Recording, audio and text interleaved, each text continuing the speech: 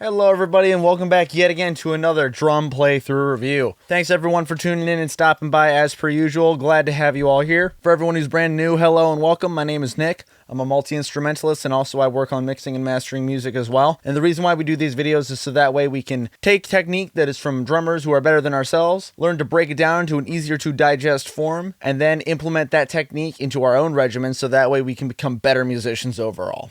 And what better drummers to review than the drummer we are doing today. For those of you who do not really know me or know my playing style as a drummer, I was very heavily influenced by a lot of the thrash metal drumming when I was very early on in high school.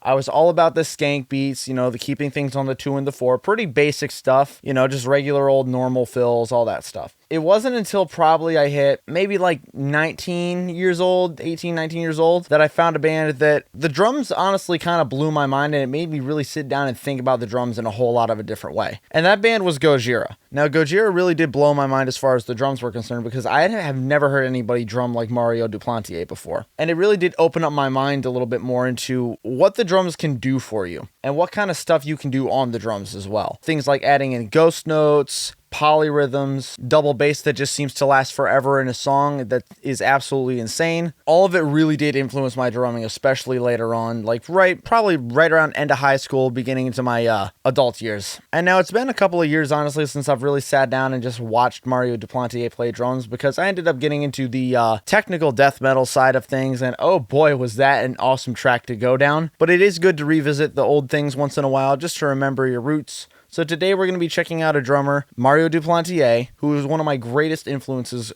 growing up and learning how to play drums. We're going to be reviewing a drum solo that he did. It's a song called Movement that he wrote from 2022. He likes to do one of these drum solos like once every year or so. And it's absolutely fantastic. We got to love how he plays drums. He plays drums so phenomenally. I am stoked. I know hopefully you guys will be enjoying this one. It's going to be an absolutely fun time for me. So why don't we get started?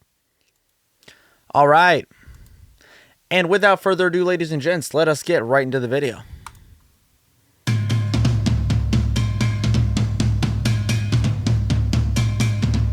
What we got going on here?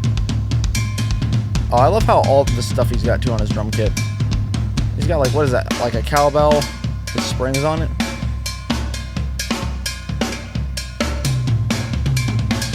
See, already we got polyrhythms going.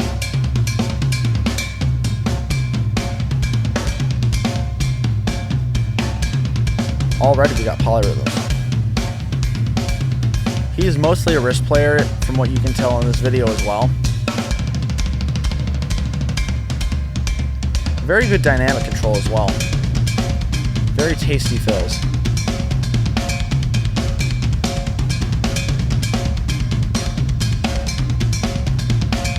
Very interesting polyrhythm that he's using as well. Now we're switching into the rudiment fills. Looks like that's based off of either a 7-stroke or an 8-stroke fill. I can't exactly tell from here. Oh yeah, crossovers, man. Crossovers are things that look absolutely stunning and amazing, and that's because they are. It's very cool. You don't even have to do anything complicated to do a crossover, but it just looks very fancy and looks very cool.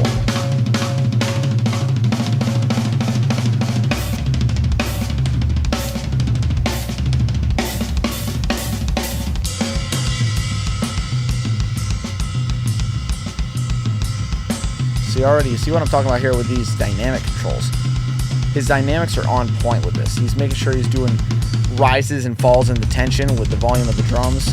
He's got a whole lot of control.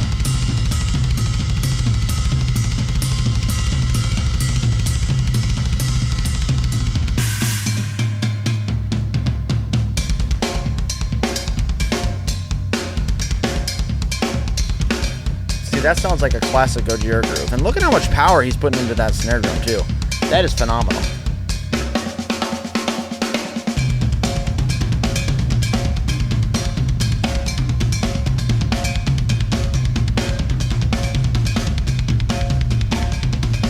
We have a crescendo in tempo. I forget the technical term for that, but we're going to look it up and put it in the side notes.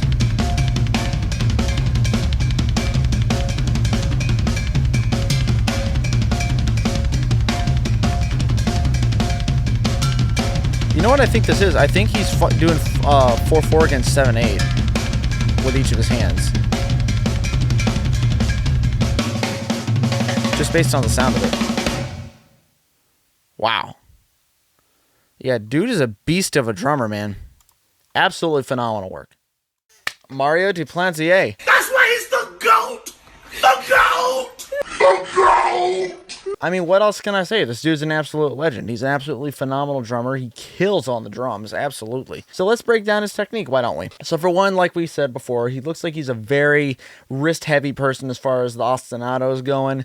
He's not using a whole lot of finger technique, and that's because for this particular song, he's trying to make it a little bit more power-centric. Because of that, he's going to use probably wrist technique. He's not going to use a lot of fingers. But not only that, his dynamic control in this song is absolutely phenomenal. I absolutely do love that. You couldn't exactly see what his feet were doing on there. He could have been using ankle. He could have been using full leg, hip abductor kind of motion. But I couldn't exactly tell from that particular angle, also because of how dark the video was. But man, dude is an absolute beast as far as the power is concerned. But again, we're going to start talking about some of the other stuff that he was using.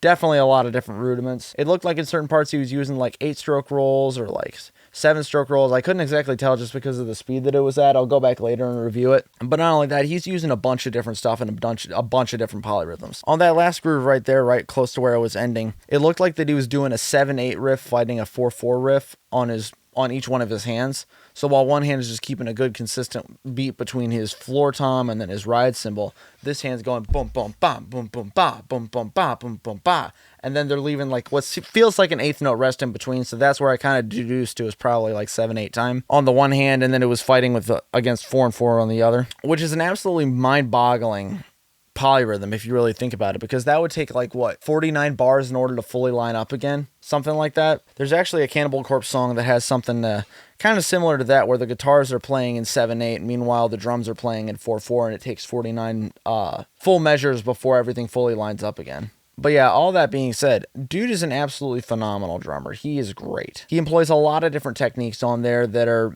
very advanced and also very basic as well. Crossover technique, it looks very advanced, being able to do crossovers and stuff like that. A lot of the times crossovers are based off of either just a double stroke or a single stroke. You'd be surprised. It's not really based off of a whole lot of other stuff. So while it can look really complicated to be doing crossover fills and all that stuff, it may not actually be that complicated based if you were to look at the drum chart. For all we know, they could just be doing doubles really fast. It just sounds really complicated and cool, but it's actually not that hard to play. And then also looking at it from the actual super hard side of things and the more complicated side of the rhythms, he was doing all sorts of ghost notes on there. There were, I mean, obviously the ghost notes were rudiment fragments based off of the listening to them, but he was using rudiments that I'm not even going to be able to fully guess what that is until probably like 5 or 6 times listening back to that. That was mind-boggling. I'll probably be able to figure out in the editing stage of this video. Definitely his polyrhythms were very advanced, very complicated, very, very palatable as well. I do enjoy whenever we can hear a really good, interesting polyrhythm, and that is very interesting hearing 7/8 bass and fighting against 4/4. That's not something you hear a lot nowadays. Most of the time you just hear like 3 against 4 or like 2 against 3 or something like that.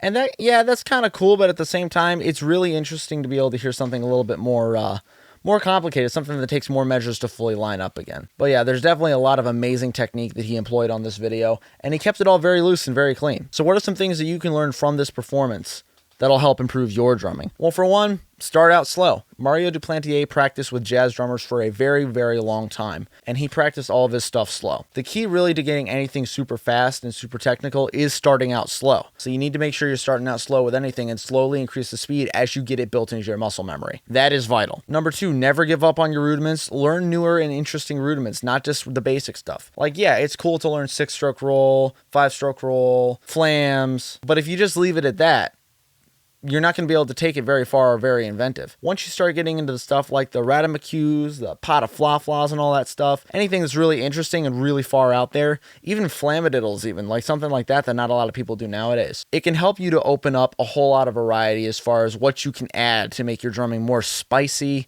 give you a little bit more sauce, and make it overall just a lot more interesting. And the third thing you can also do, practice your dynamic controls. Dynamic controls are absolutely vital, especially when you're trying to help build tension and also decrease tension as well in the song to help kind of slow things down. It really does help the vibe of the song, and it really does help with your drumming as well, because that really affects the crowd. It gets the crowd moving when you're able to control the tension like that. But yeah, man, with all that being said, great job on Mario Duplantier's part. What an absolutely phenomenal drummer. He is indeed great. I don't know, honestly, if there's anybody that's really like him today as a drummer, because he just comes up with all sorts of these really inventive new ideas on the drums that I just don't see a lot of people doing nowadays. So yeah, great job to one of my greatest inspirations. That was absolutely fantastic. I enjoyed watching that. And with all that being said, guys, that's the end of this video. So here's a few things y'all can do to support me. So for one, you can like, share, comment, subscribe, all that really good stuff. You can check out the playlist I have with videos very similar to this one. And you can also check out the links that I have down below to my band's Spotify page. That would be really awesome. And with all that being said, y'all, thanks for tuning in and stopping by. Glad to have you here again. And hopefully I'll be able to see you guys in the next video. So cheers, everyone. Have a good night.